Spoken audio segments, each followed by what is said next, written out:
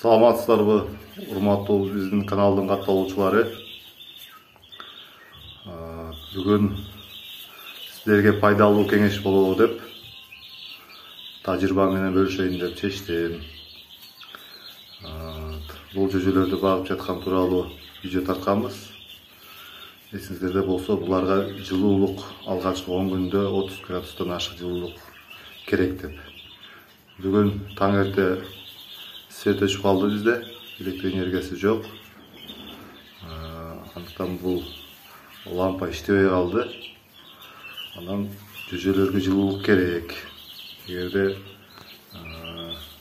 1 саат аралыгында жылуулук бербесек, булар үшүп, тегелешип өлтүрүп коюшат. Андыктан биз мондай ыкманы колдонуп атабыз. Кадимки эле банкаларга,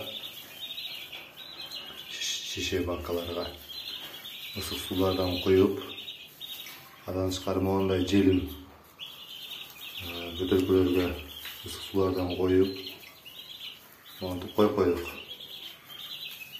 Булар ушул жылуулукка жылынышып жатат. Свет күйгөнгө чейин улам суусу муздаган сайын ысык суудан коюп турабыз. Мондай жарып коюп койдук.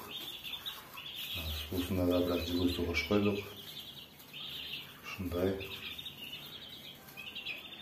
ыкма кылып атабыз.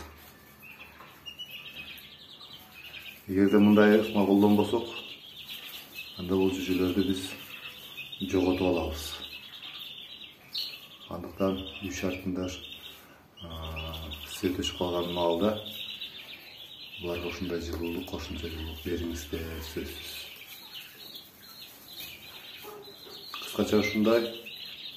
Туугандар, кеңешиңиздер, дагы кандай ыкмалар болсо айтыңыздар. Албетте ыкмалар көп, мен сиздерге эң жөнөкөй, жеңил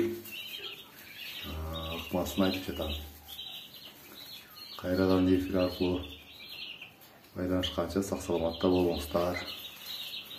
Комментарий жазыңыздар. Кеп кеңешиңиздер менен бөлүшүңүздөр.